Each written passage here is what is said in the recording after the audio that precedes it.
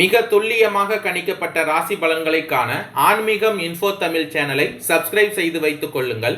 இப்போ வாங்க, பிறக்க போகின்ற மார்கழி மாதம் உங்கள் ராசிக்கு எந்த மாதிரியான பலன்கள் கிடைக்கும், உங்களது குடும்பம் எப்படி இருக்கும், திருமண முயற்சிகள் சாதகமாக முடியுமா, குழந்தை பாக்கியம் கிடைக்குமா, உத்தியோகத்தில் இருக்கின்ற பிரச்சனைகள் குறையுமா, தொழில் வியாபாரத்தில் லாபம் கிடைக்குமா, உங்களது கடன் பிரச்சனை தீருமா என்ற முழுமையான விளக்கத்துடன் இந்த காணொளியில் தெளிவாக பார்க்கலாம். அதற்கு முன்னாடி மார்கழி மாதம் 1ஆம் தேதி உங்கள் ராசிக்கு கிரக நிலைகள் எப்படி இருக்கு அப்படின்னு பார்த்துக்கிட்டோம்னா, உங்கள் ராசியில் செவ்வாய் பகவான் சஞ்சரித்து வருகிறார்.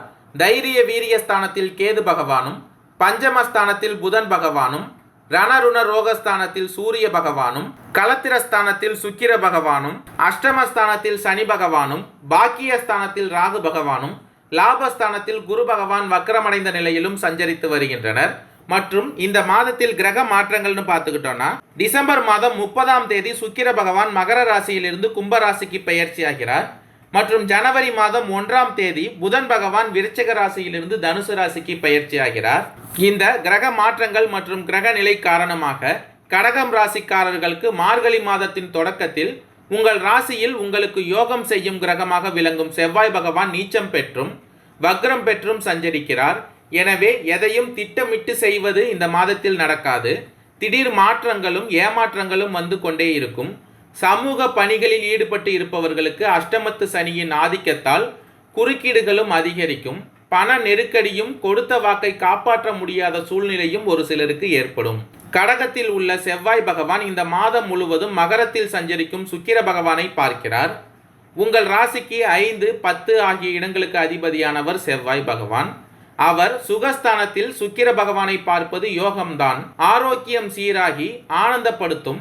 மாற்று வைத்தியம் உடல் நலத்தை சீராக்கும், உள்ளத்தை உற்சாகப்படுத்தும். இந்த மாதத்தில் சுப காரியங்கள் நடைபெறுவதற்கான அறிகுறிகள் தோன்றும். பொது வாழ்வில் உள்ளவர்களுக்கு நல்ல பொறுப்புகள் கிடைப்பதற்கான வாய்ப்புகள் இந்த மாதத்தில் உள்ளது. அதே போல நிலம் சம்பந்தப்பட்ட பிரச்சனைகள் நல்ல முடிவிற்கு வரும். நீண்ட காலமாக பகையாக இருந்தவர்கள் இப்பொழுது உறவு உங்களை தேடி வருவதாக இருக்கும். உங்கள் ராசிக்கு 6 மற்றும் 9ற்கு அதிபதியானவர் குரு பகவான்.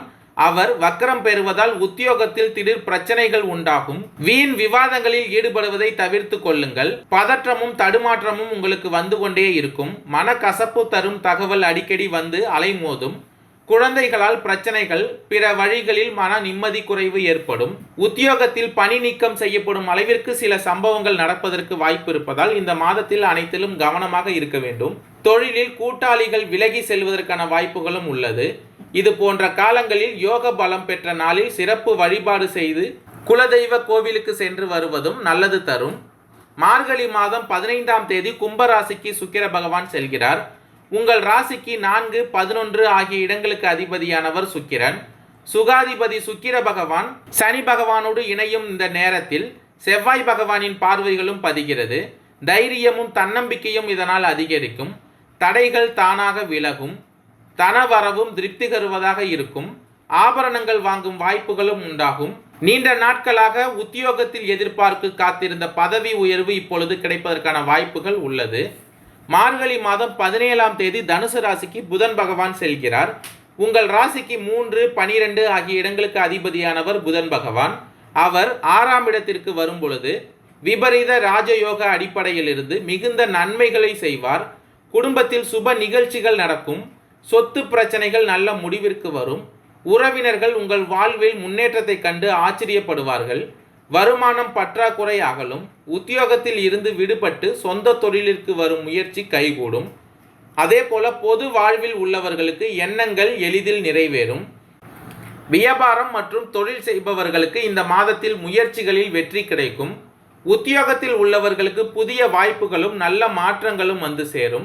இந்த மாதத்தில் செவ்வாய் பகவான் வக்ரமடைந்து இருப்பதால் உங்கள் ராசிக்கு யோகம் செய்யும் கிரகம் வக்ரம் பெற்றாலும் தசாபுக்தி பலம் பெற்றிருப்பவர்களுக்கு நல்ல பலன்களே இந்த மாதத்தில் கிடைக்கும். தைரிய காரகன் செவ்வாய் பகவான் வலிமை இழப்பதால் தைரியமும் தன்னம்பிக்கையும் உங்களுக்கு கொஞ்சம் குறையலாம். எதிர்மறை சிந்தனைகளை தவிர்க்க வேண்டிய நேரம் இது. நல்லது நடக்கும் என்ற நம்பிக்கையோடு இந்த மாதத்தில் நீங்கள் செயல்பட வேண்டும். அது மட்டும் இல்லாமல் குலதெய்வ வழிபாடு, இஷ்ட தெய்வ வழிபாடு மேற்கொள்பவர்களுக்கு இந்த மாதத்தில் அதிக நன்மைகள் ஏற்படுவதற்கான வாய்ப்புகள் உள்ளது. புனர்பூசம் 4ஆம் பாத நட்சத்திரக்காரர்களுக்கு பிறக்கப் போகின்ற மார்கழி மாதம் திட்டமிட்டு செயல்பட வேண்டிய மாதமாக அமையப் போகிறது. உங்கள் ராசியில் செவ்வாய் பகவான் வக்ரமடைந்து இருப்பதால் அவர் வழங்கிய யோக பலனில் மாற்றம் இருக்கும்.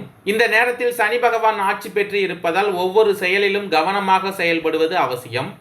உடல் நிலையில் ஏதேனும் சிறு சங்கடங்கள் ஏற்படலாம். உங்களுடைய செல்வாக்கிலும் அந்தஸ்திலும் பின்னடைவை சந்திக்க வேண்டிய நிலையும் இந்த மாதத்தில் உண்டாகலாம். எனவே மிகவும் கவனமாக இந்த மாதத்தில் நீங்கள் செயல்படுவது நல்லது. கேது பகவான் நெருக்கடிகளில் இருந்து உங்களை பாதுகாப்பார். எடுக்கும் முயற்சிகள் வெற்றியாகும். ராகு பகவான் உழைப்புக்கு ஏற்ற வருமானத்தை உங்களுக்கு வழங்குவார். இந்த மாதத்தில் இஷ்ட தெய்வ கோவில்களுக்கு சென்று வருவதன் வழியாக சங்கடங்கள் விலகும். வெளிநாட்டு முயற்சிகள் வெற்றியாகும். ஜென்ம ராசிக்குள் சஞ்சரிக்கும் செவ்வாய் பகவானால் படபடப்பு, வேகம் என்பதெல்லாம் இருக்கும். அதன் காரணமாக உடல் நிலையில் சிறு சிறு சங்கடங்கள் தோன்றும். இந்த மாதத்தில் குடும்பத்தினரின் ஆலோசனைகளை ஏற்பதும் அனுசரித்து செல்வதும் நல்லது. பணிபுரியும் இடத்தில் உங்களுடைய வேலைகளில் மட்டுமே இந்த மாதத்தில் கவனத்தை செலுத்துவது மிகவும் நல்லது. பூசம் நட்சத்திரக்காரர்களுக்கு பிறக்கப் போகின்ற மார்கழி மாதம் நிதானமாக செயல்பட வேண்டிய மாதமாக அமையப் போகிறது. சனி பகவான் ஆட்சி பலத்துடன் சஞ்சரிப்பதால் ஏதாவது ஒரு வகையில் நெருக்கடிகளை சந்திக்க வேண்டியதாக இருக்கும். உடல் நிலையிலும் சிறிய பாதிப்புகள் ஏற்படலாம். இதுவரை வேகமாக நடைபெற்று வந்த வேலையில் கிடைத்த வருமானத்தில் தடைகளும் தாமதமும் ஏற்படும். வீண் பிரச்சனைகளும் தேடி வருவதற்கான வாய்ப்புகள் உள்ளதால் கவனமாக இருங்கள். அதே போல வாகன பயணத்திலும் நிதானம் காப்பதும் வேகத்தை குறைப்பதும் மிகவும் நல்லது. குழந்தைகள் மீது இந்த மாதத்தில் அக்கறை கொள்வது அவசியம். அவர்களுடைய செயல்பாடுகளில் கவனமாக இருங்கள். வியாபாரத்தில் புதிய முதலீடு செய்யும் போது யோசித்து செய்வது நல்லது. ராசிக்குள் செவ்வாய் பகவான் வக்ரமடைந்து இருப்பதால் செயல்களில் தடுமாற்றமும் குழப்பமும் ஏற்படும். வார்த்தைகளால் சங்கடங்கள் தோன்றும். கேது பகவானால் எல்லாவற்றையும் சமாளித்து விடக்கூடிய சூழ்நிலை உண்டாகும்.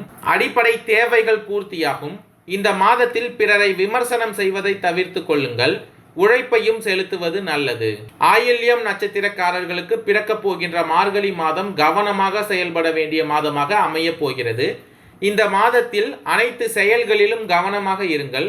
வியாபாரிகள் புதிய முதலீடு செய்வதற்கு போல் நன்றாக யோசிப்பது நன்மையாகும். பூர்வீக சொத்துகள் விஷயத்தில் பிரச்சனைகள் ஏற்படும். அதை சட்ட ரீதியாக எதிர்கொள்வது நல்லது.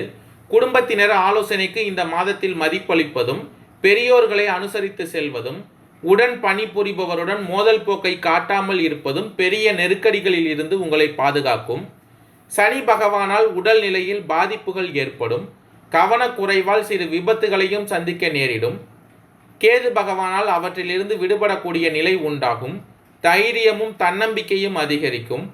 எதிர்பார்த்த பணம் வரும். புதிய சொத்து வாங்கும் போது மூலப்பத்திரத்தை நன்றாக படிப்பதும் கவனமாக ஒப்பந்தங்களில் கையெழுத்திடுவதும் நல்லது. அரசு வழி முயற்சி வழக்குகள் தள்ளி போகும். அவற்றால் உங்களுக்கு நன்மையே உண்டாகப் போகிறது. நன்றி, வணக்கம்.